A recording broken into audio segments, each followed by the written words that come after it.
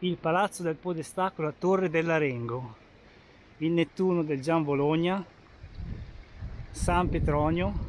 In che piazza siamo? Piazza San Petronio. No. Eh, Piazza Maggiore a Ah, Bologna. Piazza Maggiore.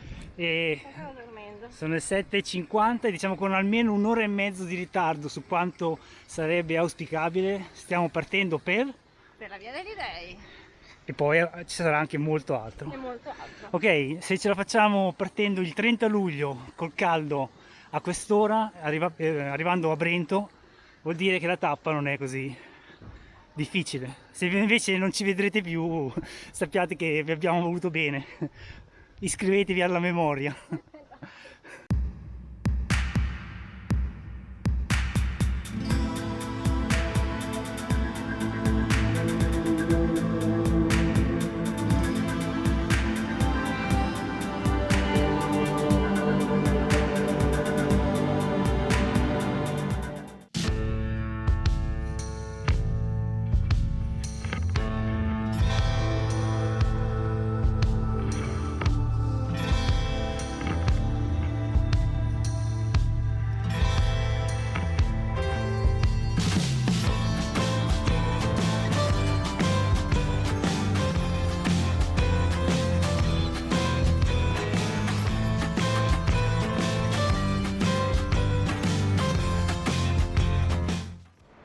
L'arco del Meloncello e mi sa che da qui si comincia a salire.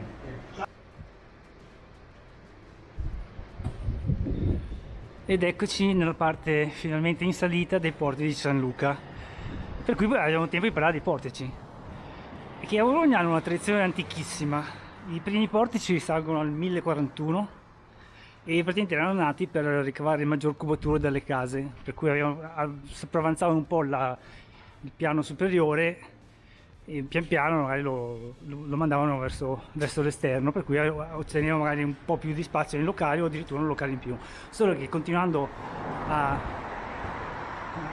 estendere il piano superiore si sono trovati a dover mettere delle colonne per sostenerli, perché altrimenti il piano veniva giù.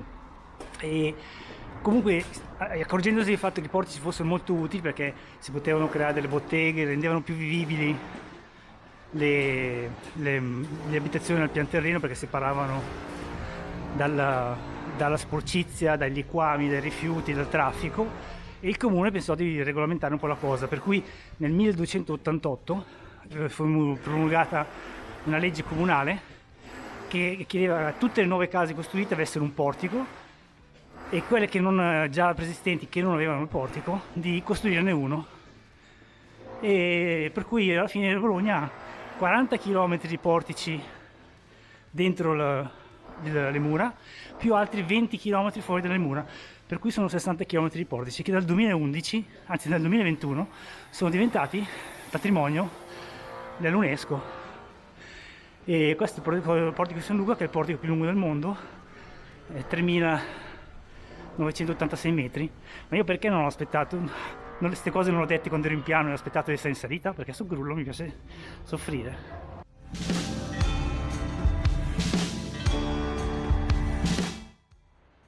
I portici hanno 666 archi.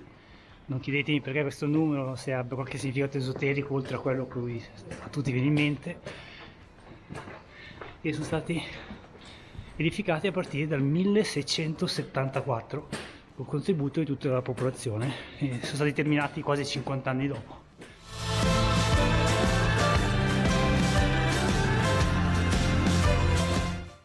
Mistero XV, se non ne hanno aggiunti di nuovi per vivacizzare un pochino il Nuovo Testamento, direi che là in alto, dove si vede la croce, siamo arrivati al santuario della Madonna di San Luca.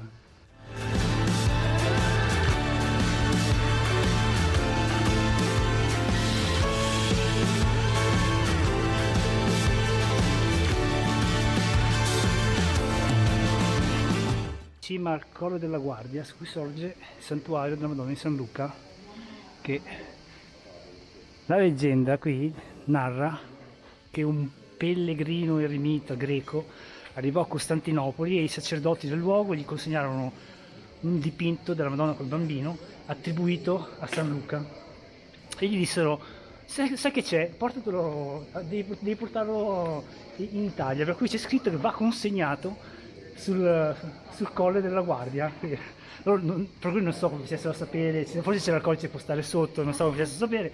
Questo arrivava lì, gli danno sto pacco con l'icona, con i bambini, senti, piglia, vai in Italia e consegnano. È andato in Italia, no, è arrivato a Roma e la prima persona che ha trovato era un senatore bolognese che guarda caso e ha detto: sì, te lo dico io, il colle della Guardia, me lo so io, e l'ha spedito qua a Bologna.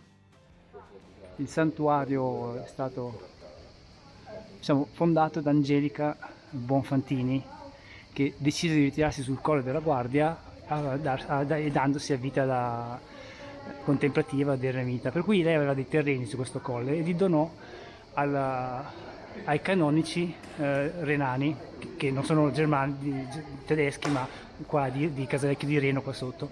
E per cui aderì all'ordine femminile dei canonici di Reno. Donò questi terreni in cambio dei viveri per la congregazione e dell'aiuto a costruire il convento.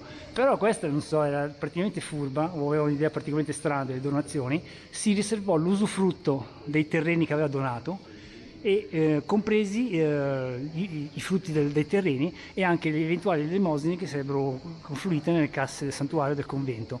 E per cui questo nel 1192, per cui iniziò subito a litigare con i canonici di Reno e alla fine dovette intervenire anche i papi, e ci servirono 2 papi per riuscire ad arrivare al pettine, a dirimere la questione, perché prima Celestino III e poi Innocenzo III alla fine diedero ragione a Angelica.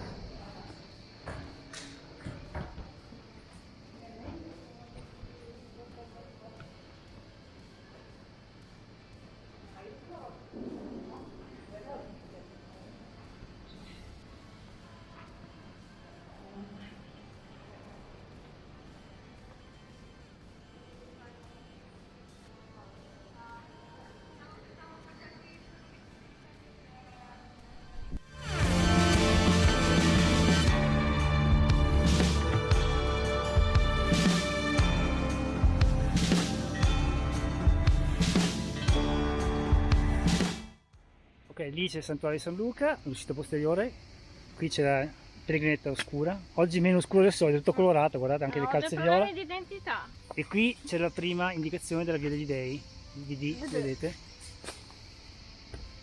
O su, in cammino.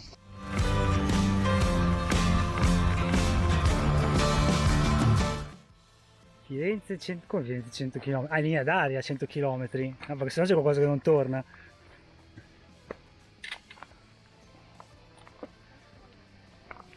VD. Le onnipresenti cicale, però per ora siamo all'ombra, per cui si va bene. C'è gente sul cammino, parecchia, mai vista così tanta gente, neanche sulla Francigena. Oh signore, non siamo abituati.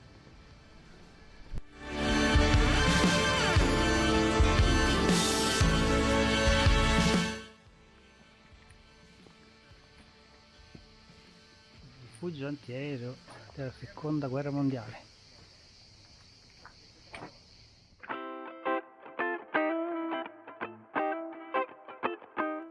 Nel parco della Chiusa, dove c'è la salamandrina dagli occhiali, che solo che con questo caldo sarà difficile. Già sono animali molto schivi, figuriamoci con questo caldo, saranno rintanate in qualche pozza.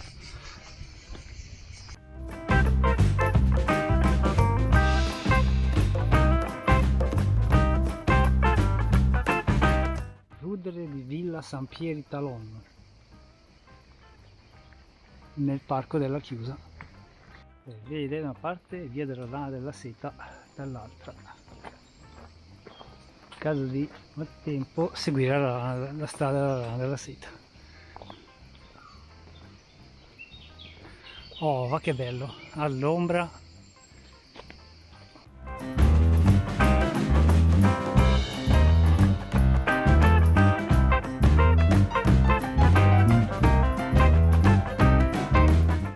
È una specie di bacheca naturale. Ma non mi fai. Al paesino stiamo scendendo. Per arrivare al paesino.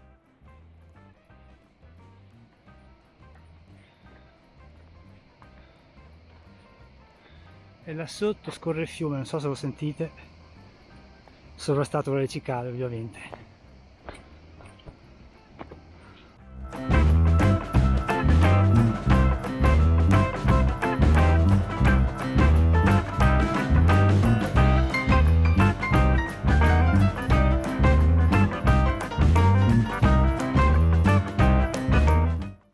Com'è questo pezzo? Ti piace? È peccato che non si veda mai il fiume, lo si sente ma non si vede mai. E dovrebbe essere così fino a Sasso Marconi, nelle vicinanze di Sasso Marconi. Poi si deve ricominciare a salire decisamente. Quello che pensavo fosse il rumore del fiume in realtà è il rumore del traffico, perché il letto del fiume è lì sotto ed è completamente asciutto. D'altra parte. Ecco, in questo tratto del sentiero ci sono tantissimi tronchi caduti. Qui la gente fa nuovi sentieri per passarli, però vedete che comunque quando sono lunghi bloccano tutto. No, là in fondo un po' d'acqua c'è, forse c'è quella specie di sbarramento di rocce. Allora ecco perché c'è un po' d'acqua, c'è, dai. Le famose file per riempire la borraccia.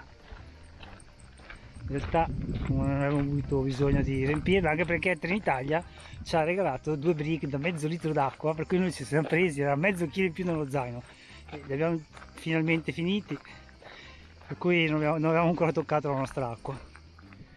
Quella è tutta Rosi San Gherardo e dovrebbe essere tutta zona umida, lì dovrebbe esserci un lago. Io il lago non lo vedo, immagino anche perché.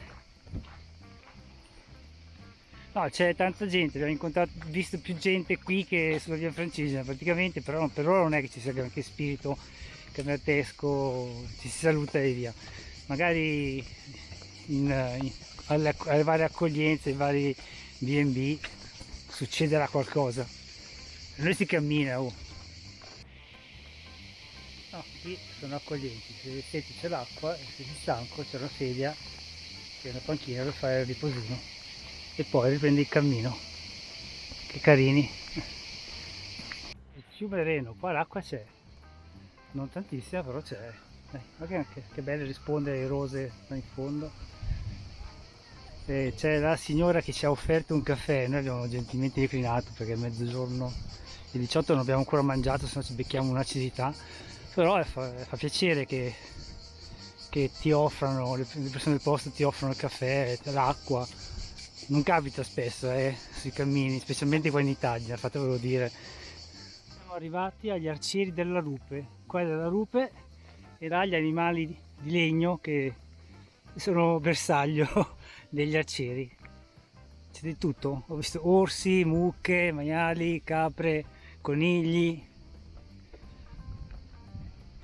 esattori di Equitalia, cervi. Oh, guarda che bei tavolini, e dovrebbe esserci anche una fontanella lì avanti. Questa è proprio marchiata via degli dei, che contiene sali minerali specifici.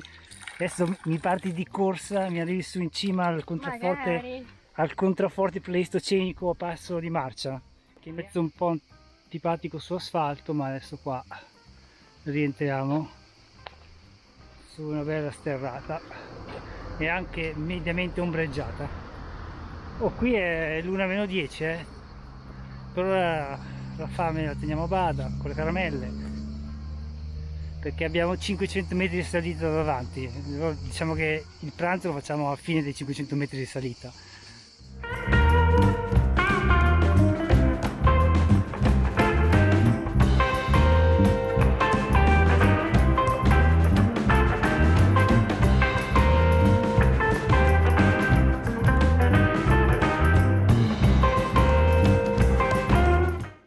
Il sentiero è rovinatissimo, la strada qua sterrata, che è tutta una cunetta, tutta gibbosa, non so se è l'azione dell'acqua, delle moto, ma infatti così si può camminarci, perché non c'è un pezzettino in piano dove mettere il piede.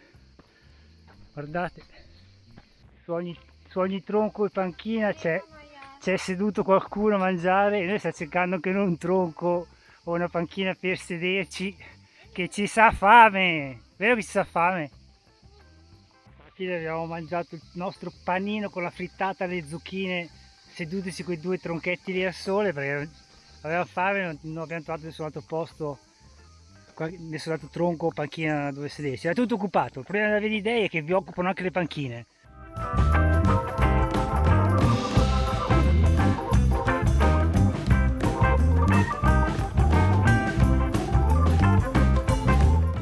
Allora, grazie Diego. Oh, è fresca. Siamo a 3,5 km dal B&B. Un po' più di entusiasmo? No, eh? E adesso ti dirò un'altra cosa. La batteria che mi hai appena passato è scarica. Vabbè, dopo dovremo tirare fuori un'altra batteria. Stasera devo ricaricarne due. Ci stiamo dirigendo verso Monte del Frate, che penso sarà il punto più alto raggiunto oggi.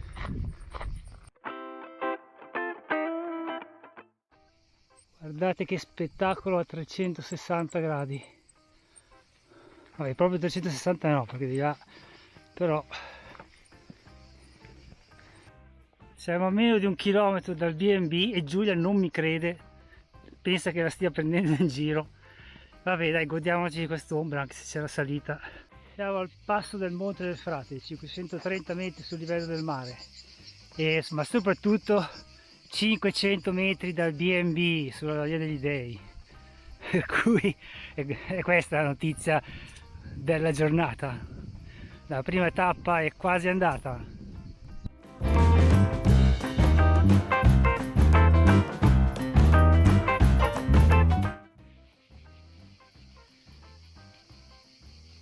Senti, c'è ancora luce ed è presto, e se allungassimo fino a Monzuno? Vai. No, ci fermiamo qui? Direi di sì. Va bene, B&B sulla Via degli Dei. È scritto, guarda. Io seguivo la padrona. C'è anche il mito. Giulia che ha rischiato di farsi sbranare dal cane. Non la faccio più. Compensa il gatto è molto, Meno male. è molto di mansueto. Ciao, oh, cane tripode.